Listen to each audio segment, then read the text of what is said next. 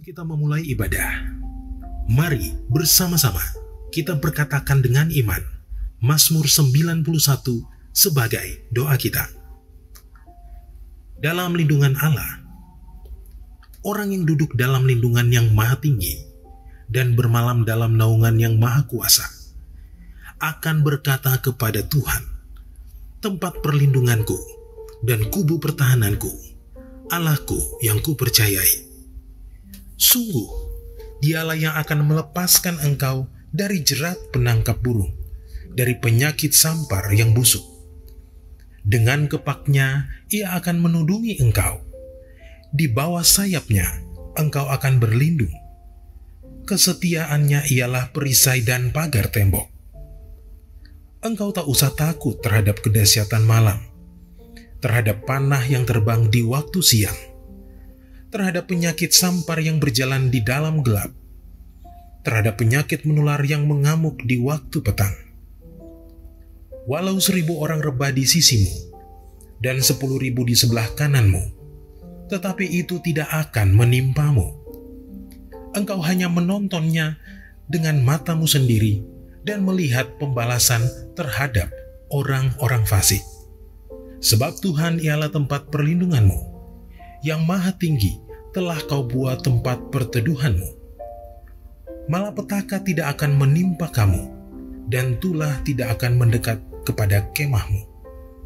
Sebab malaikat-malaikatnya akan diperintahkannya kepadamu untuk menjaga engkau di segala jalanmu. Mereka akan menatang engkau di atas tangannya, supaya kakimu jangan terantuk kepada batu. Singa dan ular tedung akan kau langkahi. Engkau akan menginjak anak singa dan ular naga. Sungguh, hatinya melekat kepadaku, maka aku akan meluputkannya. Aku akan membentenginya, sebab ia mengenal namaku. Bila ia berseru kepadaku, aku akan menjawab. Aku akan menyertai dia dalam kesesakan. Aku akan meluputkannya dan memuliakannya. Dengan panjang umur akan kukenyangkan dia, dan akan kuperlihatkan kepadanya keselamatan daripadaku. Sebelum lebih lagi kita masuk dalam pujian penyembahan dan firman Tuhan, bersama-sama kita deklarasikan Pentakosta ketiga. Pentakosta ketiga adalah pencurahan Roh Kudus yang dahsyat di zaman ini, melebihi yang terjadi di Azusa Street. Pentakosta ketiga akan mengakibatkan penuaian jiwa yang terbesar dan yang terakhir sebelum Tuhan Yesus datang kembali. Pentakosta ketiga akan membangkitkan generasi Yeremia, yaitu anak-anak muda yang dipenuhi Roh Kudus, cinta mati-matian kepada Tuhan Yesus, tidak kompromi terhadap dosa, dan akan bergerak untuk memenangkan jiwa. Pentakosta ketiga lahir di Indonesia dan bergerak ke bangsa-bangsa. Gerakan ini dari timur ke barat dan akan kembali ke Yerusalem. Pentakosta ketiga akan memberikan kuasa untuk menyelesaikan amanat agung, dan setelah itu Tuhan Yesus datang kembali.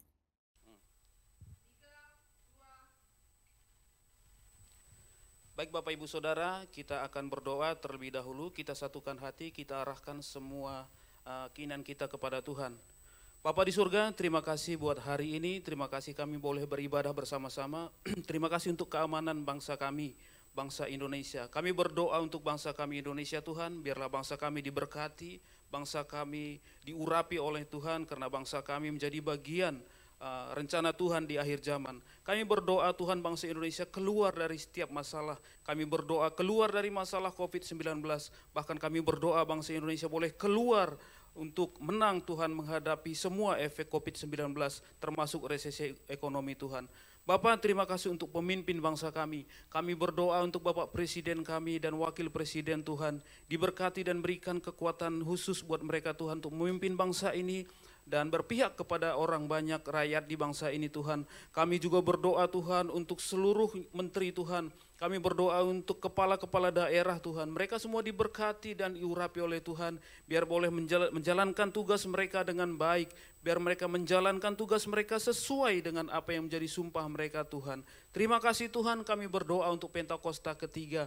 Apa yang telah Kau amanahkan Tuhan kepada gereja kami melalui hamba-Mu Tuhan Pak Niko. Biarlah itu terjadi di setiap cabang-cabang Tuhan, di setiap ranting-ranting Tuhan. Biar semuanya boleh mengalami Pentakosta ketiga Tuhan. Terima kasih Tuhan, biarlah penuaian jiwa yang terbesar yang terakhir Tuhan boleh terjadi di gereja-gereja kami Tuhan. Terima kasih Bapa di surga, kami mengucap syukur Tuhan.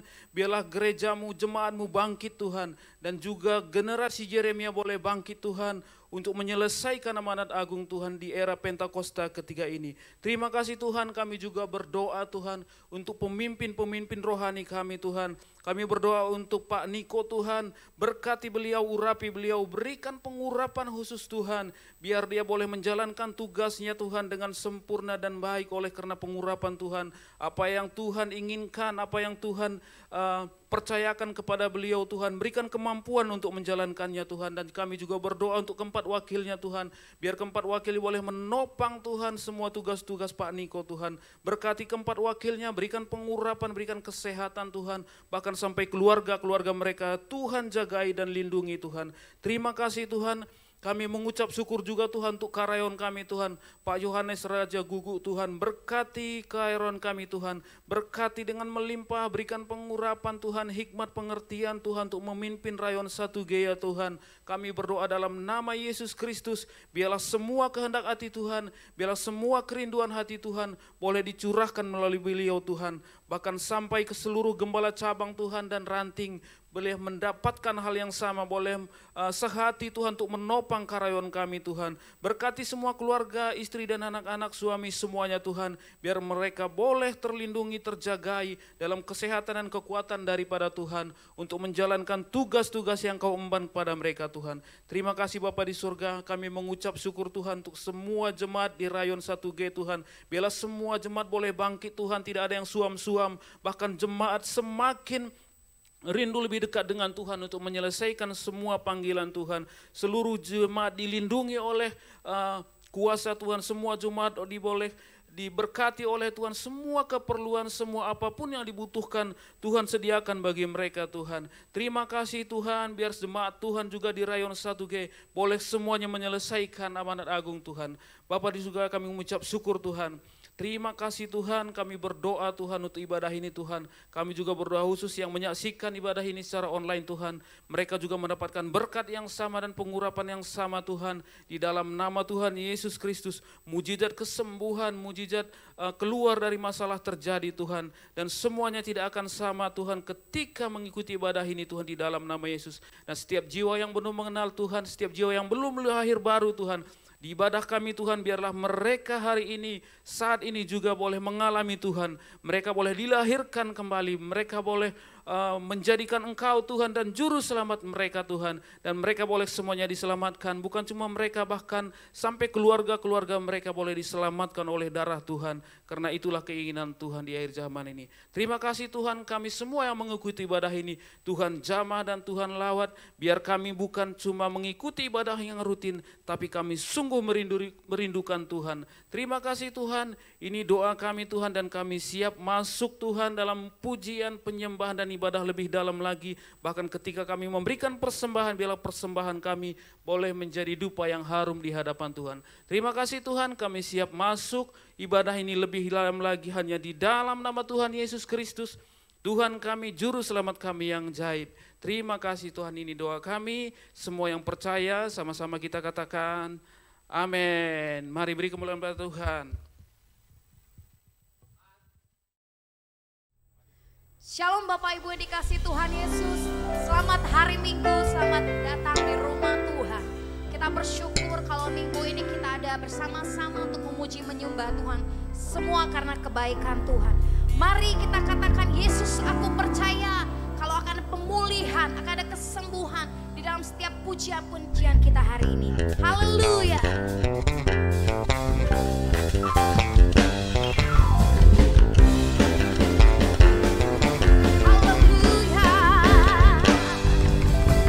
Yesus,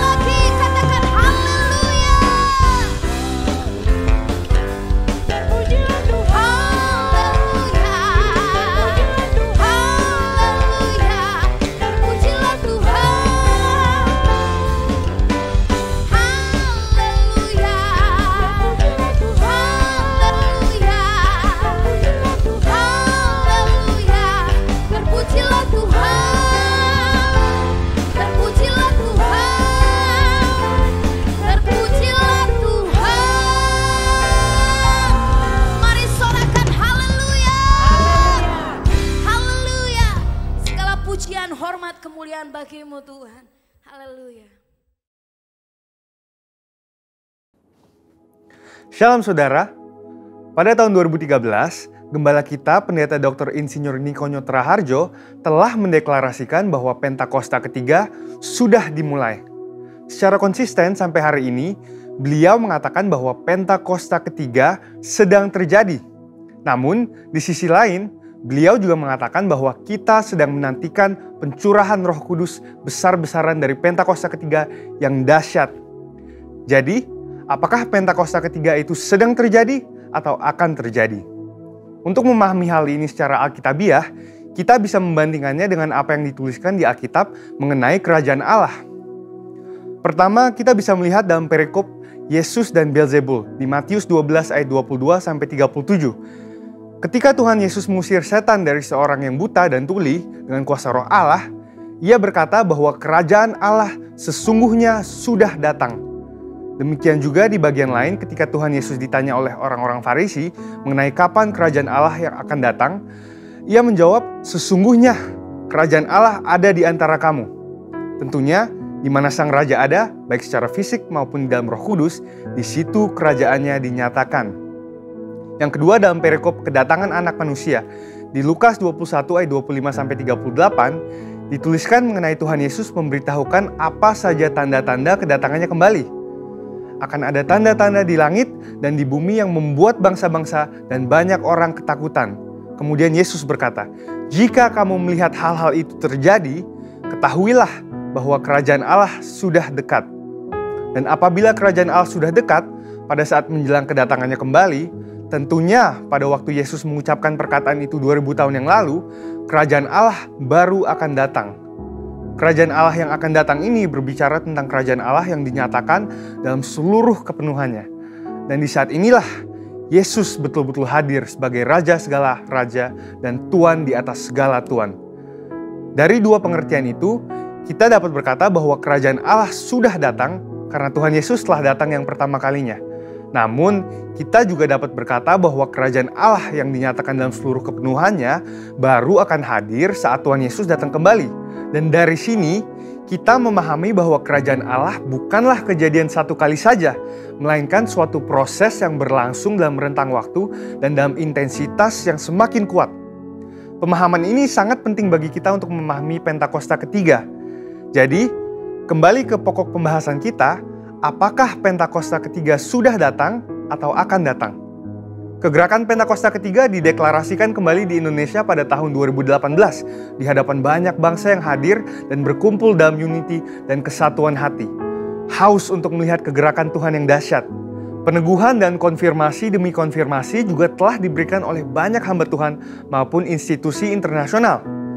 Kita juga dapat berkata bahwa Pentakosta ketiga sedang terjadi karena Roh Kudus sedang mengurapi kita saat ini dan memberikan kita kuasa untuk mulai bergerak menyelesaikan amanat agung. Dan Pentakosta ketiga juga dapat dikatakan akan terjadi karena kita sedang menantikan kepenuhan dari pencurahan Roh Kudus yang dahsyat di zaman ini, yang melebihi pencurahan Roh Kudus di era sebelumnya. Kita sedang menantikan penuaian jiwa yang terbesar dan terakhir sebelum kedatangannya kembali. Dan kita sedang menantikan digenapinya kebangkitan generasi Yeremia yang penuh Roh Kudus, cinta kepada Tuhan, dan bergerak untuk memenangkan jiwa-jiwa. Pemahaman bahwa Pentakosta ketiga sudah dimulai dan masih akan terjadi akan menuntun kita semua untuk meresponi Pentakosta ketiga dengan benar dan menghidupinya dengan berintegritas. Dengan itu, ada 3 respon yang lahir dari pemahaman ini.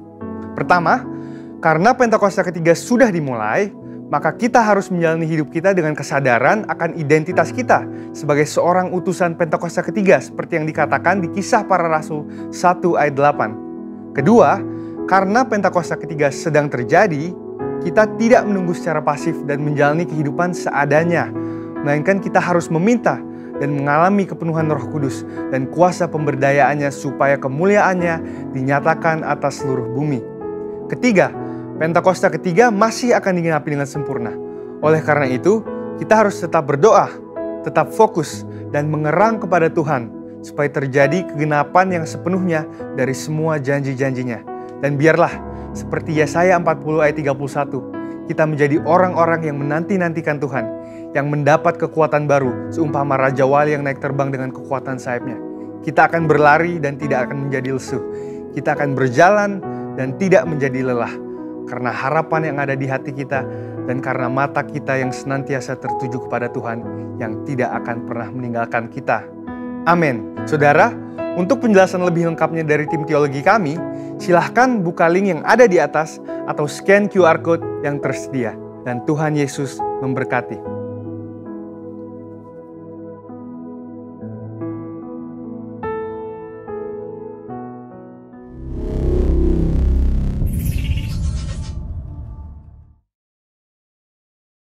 Mari kita tundukkan kepala sejenak, kita berdoa.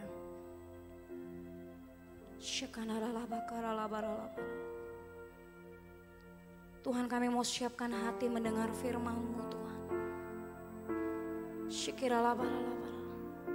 Kami mau siapkan hati kami masuk hadirat Tuhan lebih lagi.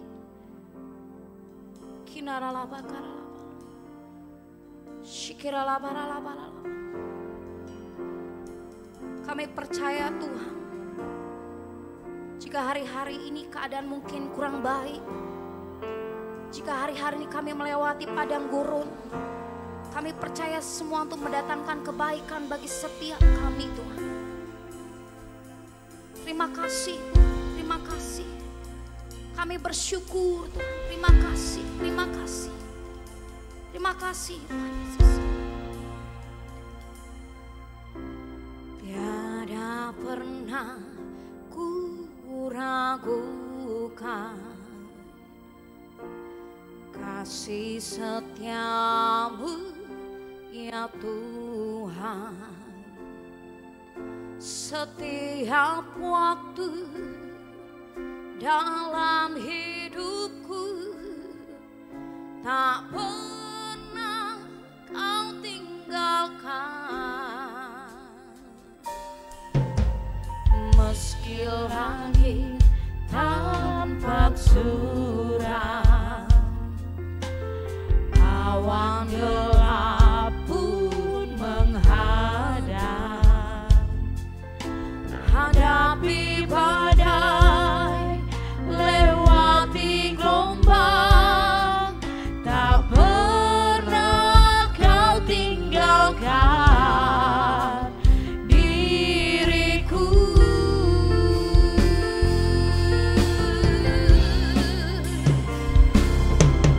Walau seribu rebah di sisiku, Kau tetaplah Allah penolongku. Walau 10.000 rebah di kananku, takkan ku goyah, sebab Yesus sertaku.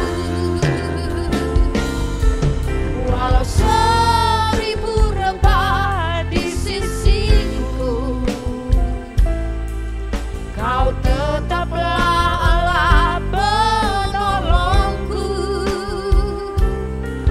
Walau 10.000 rebah di kananku, takkan ku goyah, sebab Yesus sertaku. Kita naikkan kembali pujian ini dari awal. Sama-sama kita katakan, tiada pernah ku ragukan kasih setiamu, ya Tuhan. Setiap waktu dalam hidupku tak pernah Kau tinggalkan. Meski langit tampak suram, awan gelap pun menghadap,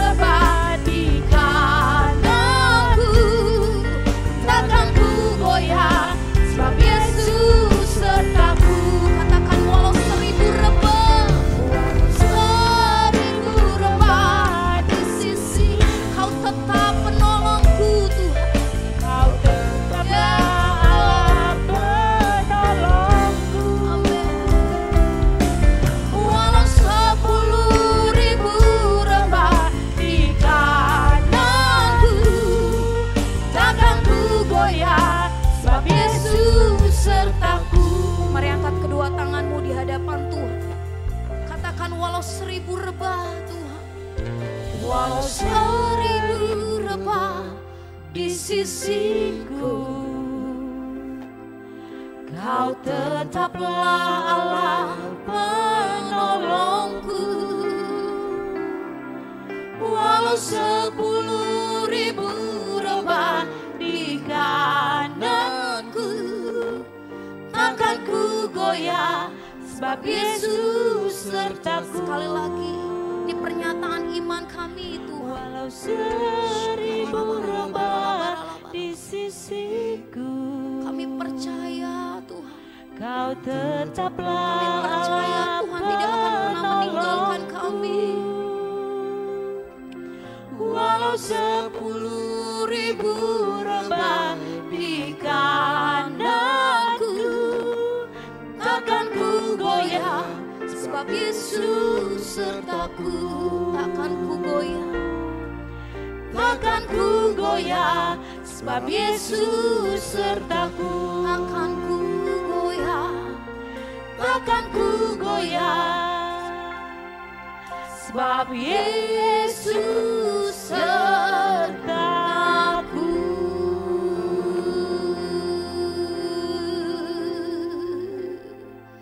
Ku percaya Tuhan, kami percaya,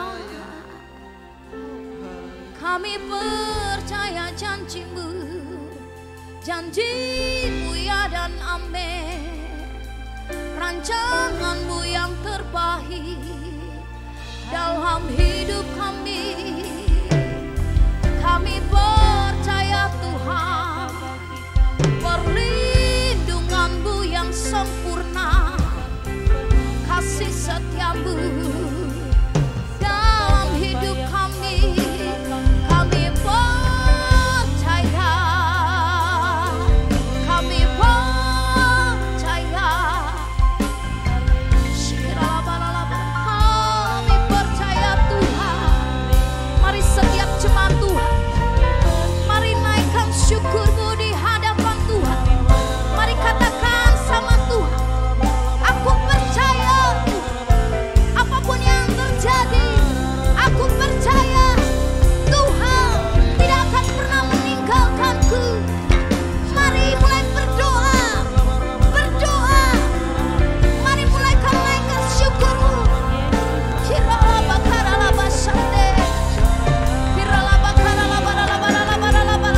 Kami percaya Tuhan, kami percaya janji-Mu ya dan amin.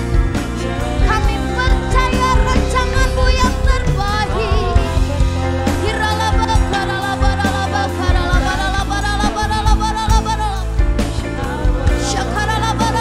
Mari mulai sembah Dia, sembah dalam roh.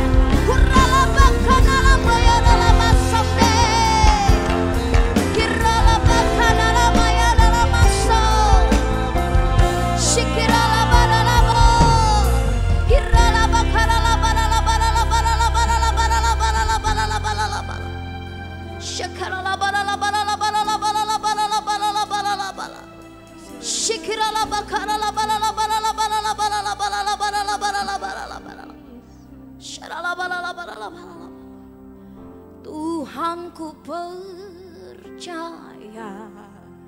Mari katakan sama Tuhan, tangan-Mu menjaga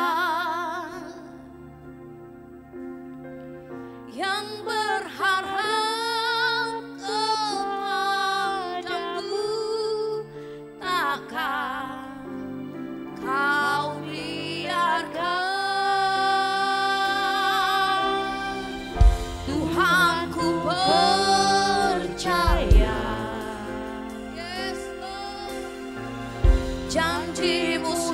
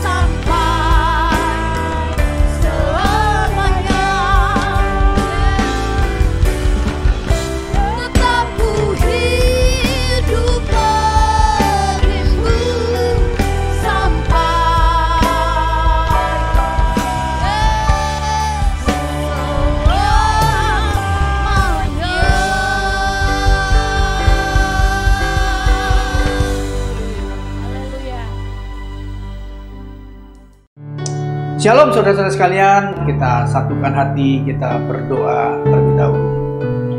Segala puji syukur kami naikkan kepadamu Bapa di dalam nama Tuhan Yesus. Terima kasih Tuhan, pada hari ini biarlah Engkau yang sudah menyertai kami sampai memasuki bulan yang baru ini. Kami percaya Engkau juga yang memberikan kekuatan, berikan perlindungan-Mu yang sempurna atas setiap kami.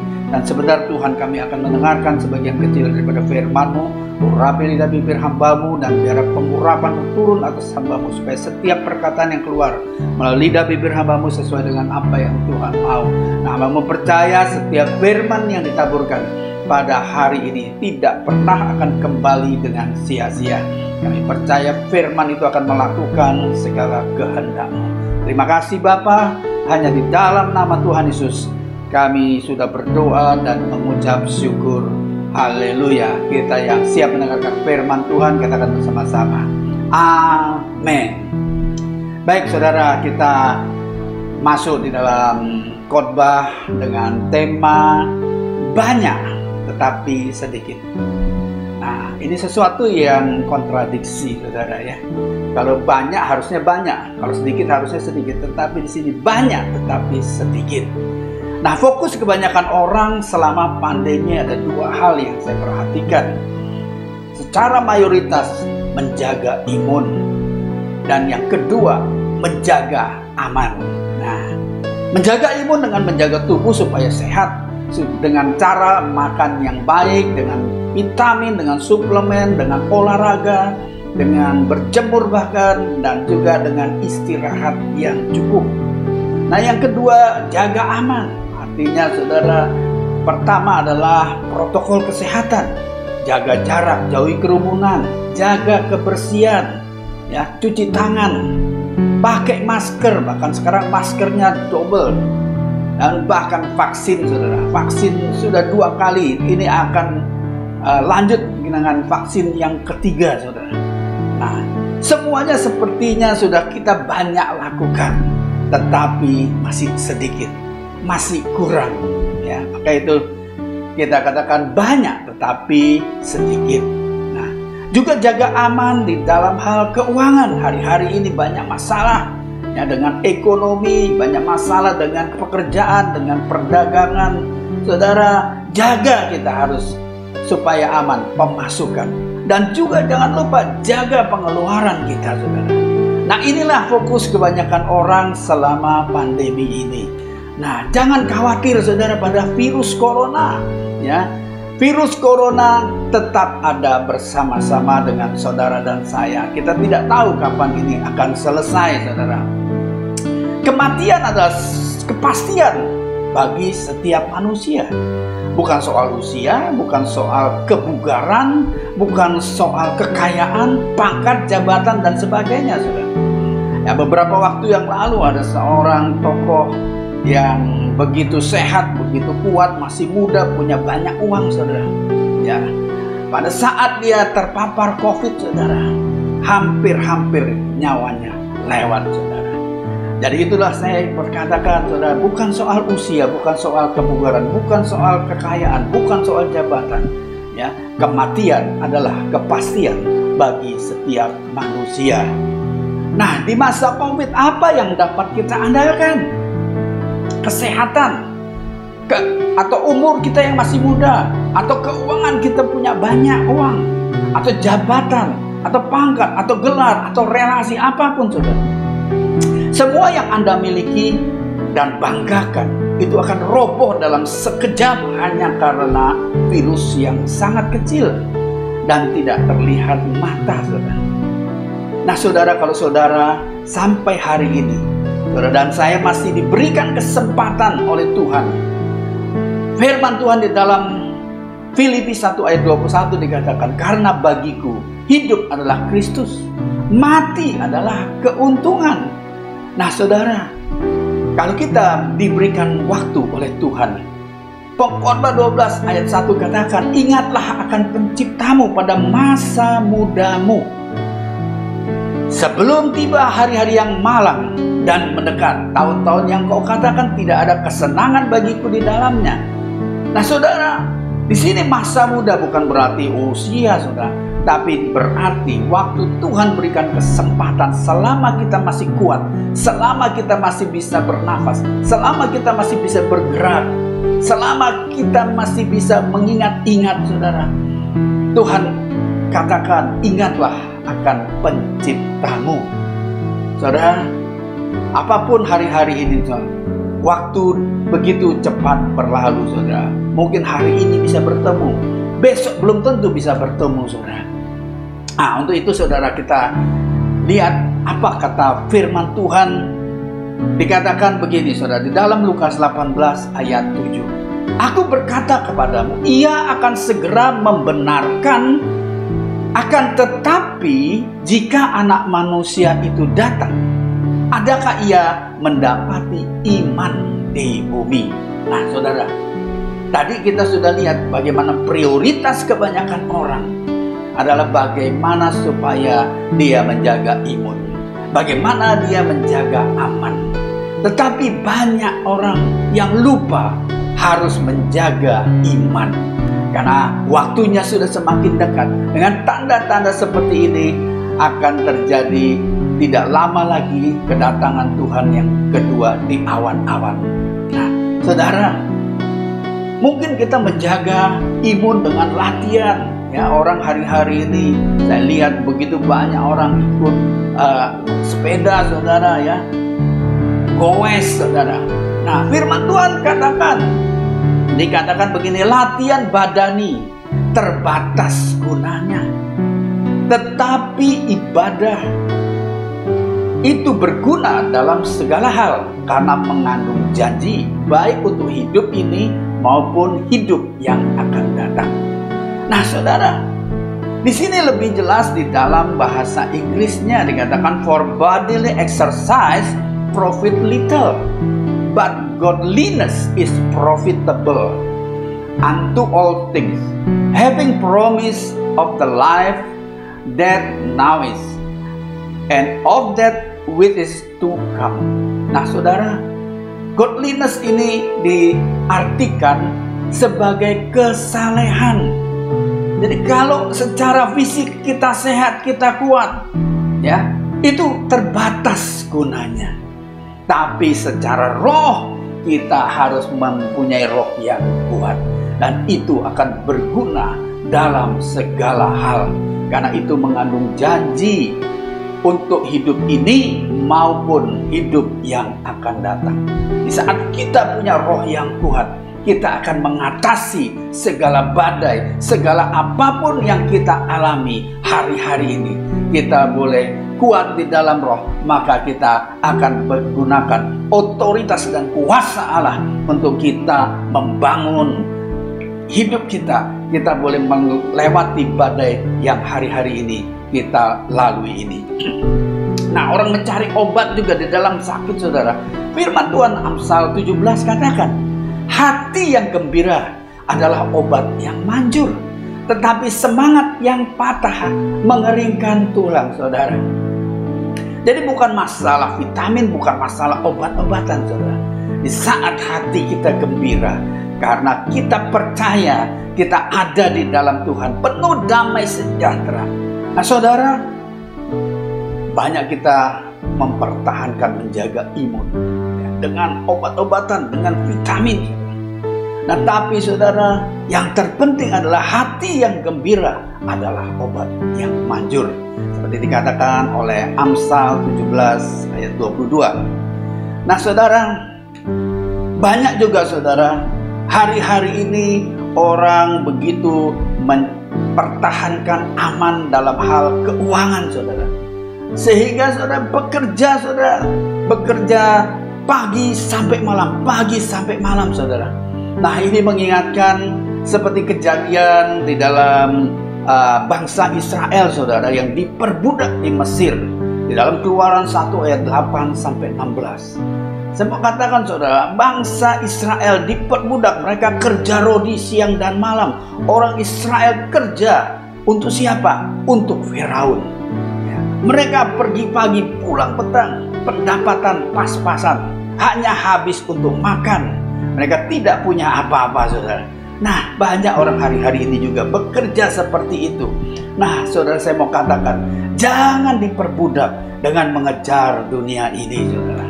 Nah, ciri-ciri orang yang diperbudak di dalam Keluaran 1 ayat 1 sampai 16 ya. Yang pertama tadi, dia bekerja siang malam ya.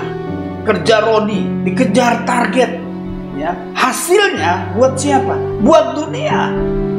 Dan kemudian saudara, hidupnya kepahitan, saudara. Hidupnya dibuat pahit. Dan seperti di dalam Keluaran 1 ayat 1 sampai 16 ya.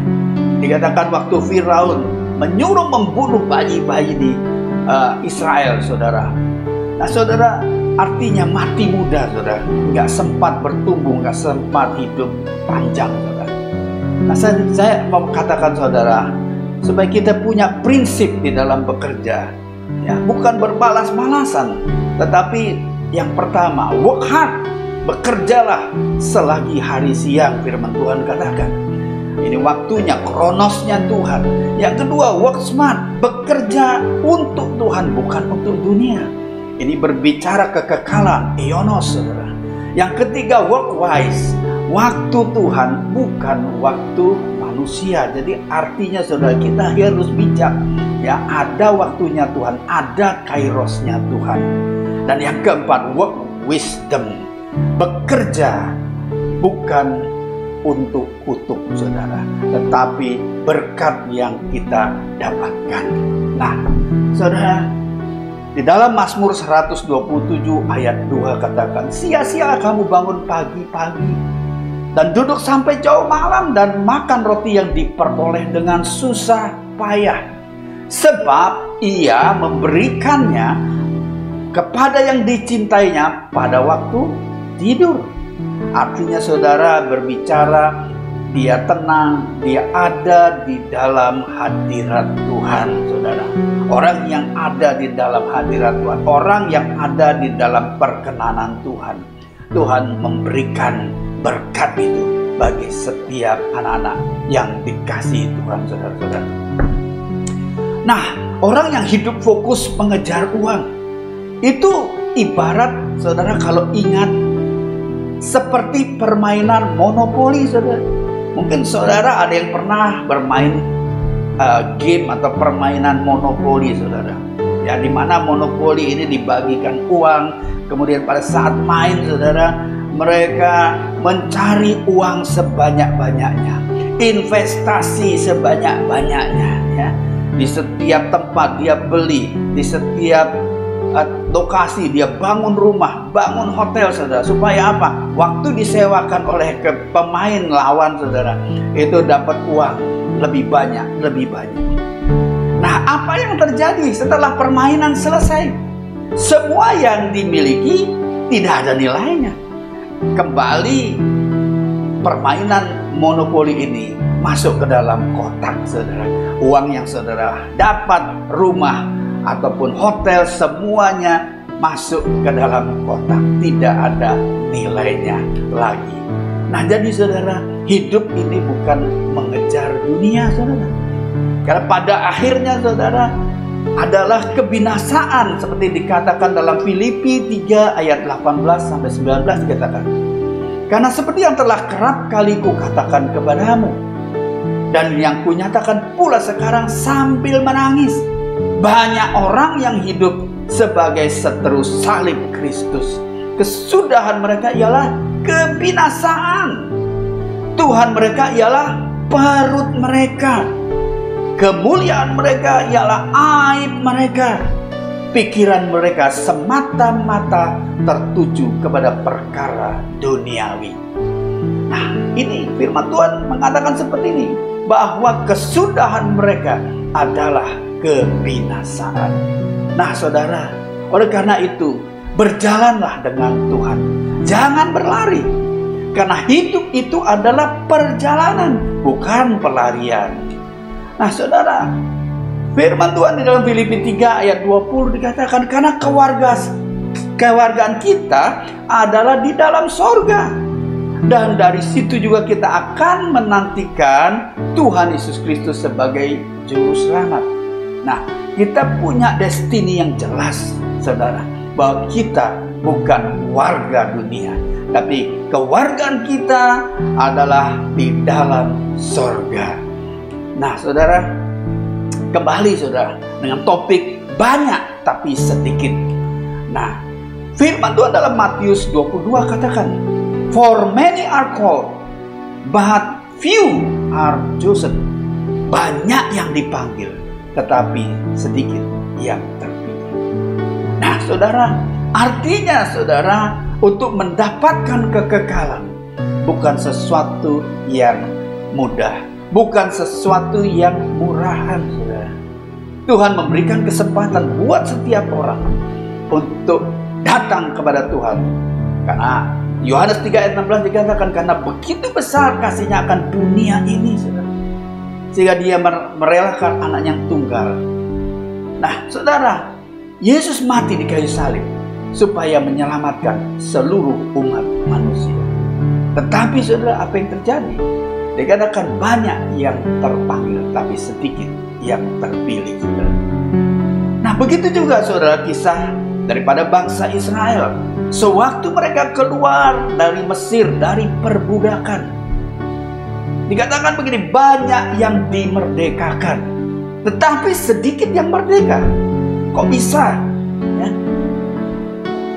Dikatakan di dalam Bilangan 14 ayat 26 sampai 30 ya, bahwa banyak sekali umat Israel yang dipimpin oleh Musa keluar dari Mesir, menyeberang laut saudara yang terbelah saudara. Mereka dibebaskan, dikatakan ada kira-kira 2 juta orang saudara. Bukan hal yang sedikit pada waktu itu saudara. Makanya dikatakan bahwa umat Israel lebih banyak daripada orang Mesir saudara. Jadi 2 juta orang keluar dari Mesir. Nah Tuhan mau supaya orang-orang Israel masuk ke dalam tanah perjanjian. Tetapi apa yang terjadi saudara? Orang yang masuk ke dalam tanah perjanjian dari 2 juta orang yang keluar, hanya 2 orang. Saudara, begitu sedikitnya orang yang mengalami kemerdekaan, orang yang mengalami janji Tuhan.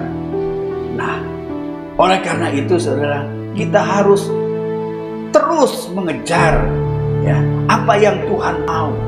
Nah, tapi saudara, bukan seperti orang-orang yang pada saat zaman Yesus. Di dalam Yohanes 6 ayat 26 dikatakan, banyak orang mencari Yesus, tetapi sedikit yang mengikut Yesus.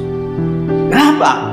Dikatakan, aku berkata kepadamu, sesungguhnya kamu mencari aku bukan karena kamu telah melihat tanda-tanda, yaitu tanda-tanda kuasa Allah, tanda-tanda ilahi ya. Tetapi melainkan karena kamu telah makan roti itu dan kamu kenyang. Saudara, ini Tuhan terus terang kepada orang-orang yang mengikuti Dia, mencari Dia.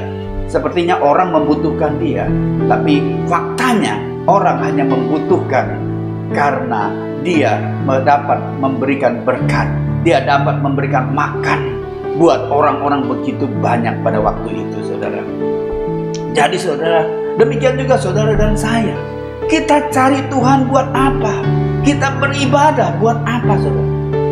Banyak orang datang beribadah, banyak orang datang kepada Tuhan untuk sembuh dari penyakit, untuk diberkati karena usahanya bangkrut saudara, untuk menjadi bahagia karena rumah tangganya hampir hancur, untuk mendapatkan keturunan ya. Tetapi saudara, yang terpenting adalah kita mencari Tuhan untuk mengenal Allah pencipta alam semesta ini, untuk kita memiliki hubungan yang intim seperti anak dengan bapa, seperti mempelai wanita dengan mempelai pria, yaitu sang juru selamat kita. Dan kita masuk di dalam kekekalan bersama dengan Tuhan Yesus. Nah, banyak juga orang yang melayani Yesus, tetapi sedikit yang mengasihi Yesus. Ya mungkin banyak orang melayani di gereja, di dalam pelayanan-pelayanan. Tetapi saudara, di dalam Matius 26 ayat 9 kita bisa melihat kisah seorang wanita yang mengurapi kaki Tuhan. Hanya satu yang mengurapi kaki Tuhan. Oleh karena itu Tuhan sangat meninggikan dia, sangat memuji dia. Dikatakan, sebab dengan mencurahkan minyak itu ke tubuhku, ia membuat suatu persiapan untuk penguburanku. Aku berkata kepadamu, sesungguhnya di mana saja Injil ini diberitakan di seluruh dunia, apa yang dilakukan ini akan disebut juga untuk mengingat dia, untuk mengingat perempuan ini, saudara. Nah, saudara, begitu banyak orang yang melayani Tuhan, begitu banyak orang yang mengikuti Tuhan, tetapi hanya sedikit yang mengasihi Tuhan. Nah, banyak orang juga sudah mendapat berkat, sudah dipulihkan, sudah disembuhkan. Seperti cerita di dalam Lukas 17 ayat 15 sampai 17. Ini cerita dikatakan begini, seorang dari mereka ketika melihat bahwa ia telah sembuh, kembali sambil memuliakan Allah dengan suara nyaring, lalu tersungkur di depan kaki Yesus dan mengucap syukur kepadanya. Orang itu adalah seorang Samaria. Lalu Yesus berkata, bukankah ke-10 orang tadi semuanya telah menjadi tahir? Di manakah yang 9 orang itu? Nah, saudara, ini mengingatkan buat saudara dan saya, begitu banyak Tuhan beracara dalam hidupmu dan hidupku. Begitu banyak Tuhan menyembuhkan kehidupanmu, memulihkan kehidupanmu dan kehidupan saya, saudara. Bagaimana respon kita? Saudara bisa lihat, kalau Tuhan katakan bahwa orang itu adalah orang Samaria, artinya saudara, yang 9 orang itulah orang-orang Yahudi, orang-orang Israel. Ini berbicara, saudara, banyak anak-anak Tuhan yang tidak tahu berterima kasih kepada Tuhan. Nah, ini menjadi pembelajaran buat saudara dan saya. Jangan sampai kejadian ini terjadi dalam hidup saudara dan saya. Nah, di dalam Matius 7 ayat 23, ya, di sini dikatakan banyak orang yang berseru, Tuhan, Tuhan, tetapi sedikit yang dikenal Tuhan. Makanya pada waktu itu Tuhan Yesus akan berkata, berterus terang kepada mereka dan berkata, aku tidak pernah mengenal kamu, enyahlah daripadaku, kamu sekalian pembuat kejahatan. Saudara, ini saudara, di saat hari-hari terakhir, firman Tuhan katakan banyak orang berseru Tuhan, Tuhan. Saudara, hati-hati saudara, supaya kita sungguh-sungguh mempersiapkan hidup kita, saudara. Karena kita tahu apa yang harus kita lakukan. Yang pertama, saudara, kita harus tahu destiny kita, tujuan kita kemana, tujuan hidup kita apa. Yang kedua, saudara, kita harus tahu apa yang dibutuhkan untuk kita mencapai tujuan itu, saudara. Dan yang ketiga, kita gunakan segala daya kita untuk mencapai tujuan kita. Nah, saudara, tadi sudah dijelaskan, saudara, bahwa tujuan kita mencari Tuhan, tujuan kita beribadah, tujuan kita menjadi saleh, saudara, adalah untuk kekekalan, saudara.